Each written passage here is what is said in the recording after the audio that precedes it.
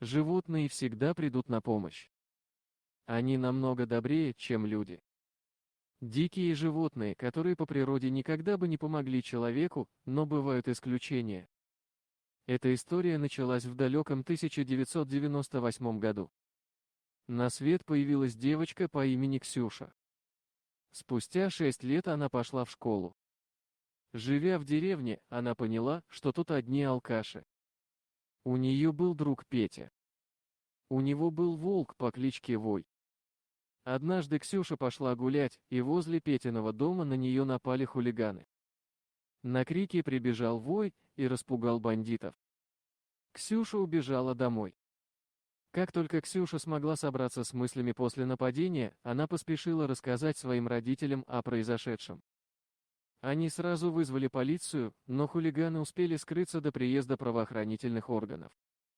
Ксюша была в шоке от случившегося, но ее сердце наполнилось благодарностью к Вою, который пришел на помощь.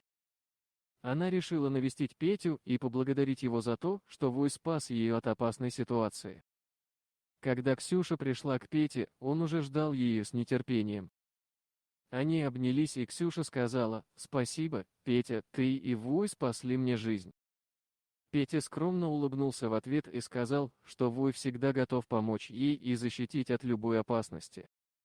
С тех пор Ксюша и Петя стали неотделимыми друзьями.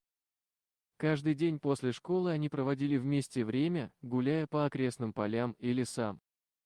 Вой всегда сопровождал их, будто бы он был их надежной охраной. Вой был великолепным и преданным другом. Он помогал Ксюше и Пете не только в трудных ситуациях, но и в повседневной жизни. Когда Ксюша грустила или была не в настроении, Вой приходил и ласково нюхал ее руку, словно обнимая и успокаивая. Он никогда не требовал ничего взамен, лишь своим присутствием и добрым сердцем он дарил им чувство безопасности и любви. Со временем Ксюша и Петя подросли.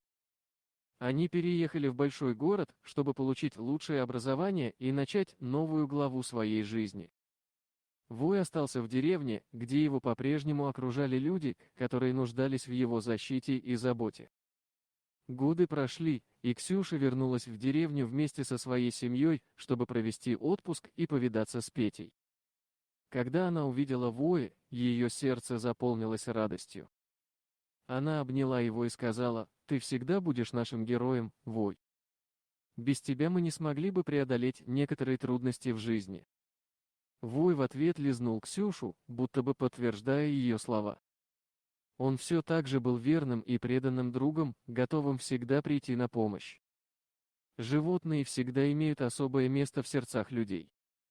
Они не только приносят радость и умиротворение, но и способны помочь в самых трудных ситуациях. История Ксюши и Воя – это пример того, как доброта и преданность животных могут изменить жизни людей.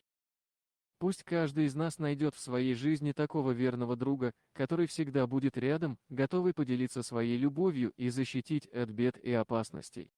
Дорогие друзья, если вам понравилось видео, поставьте лайк, а также подписывайтесь на канал, где найдете еще много интересного.